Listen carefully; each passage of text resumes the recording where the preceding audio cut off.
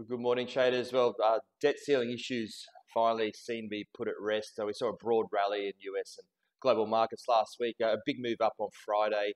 Saw the S&P at its best week, have its best week since March. Hit its highest level since August 2022. Asian and US markets, so US futures are looking positive. So positive starts the week. Risk on narrative seems to be continuing.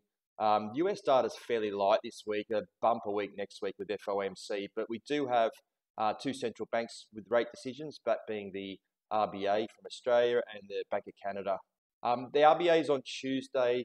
It's looking like a really interesting one. Market's been pricing in almost no chance of a hike as little as a week ago, but that changed dramatically after last week's CPI figure came in pretty hot.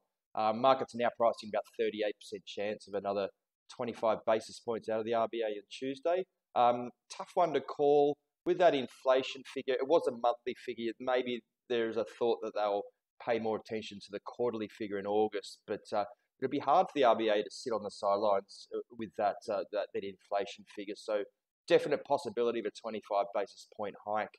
Either way, there should be some good volatility in the Aussie dollar, and had a very strong week last week as risk on came on, so some good trading opportunities to be had there. Bank of Canada decision on Wednesday. The consensus is for no change, but this is another toss-up. The market's pricing in around 41% chance of a 25 basis point hike.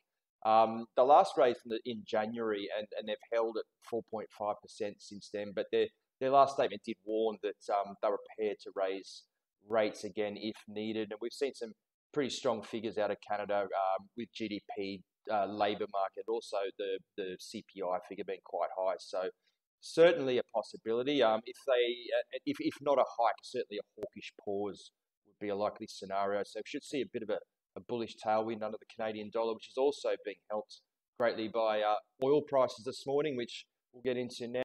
Crude oil has surged Monday's open after that OPEC Plus meeting wrapped up.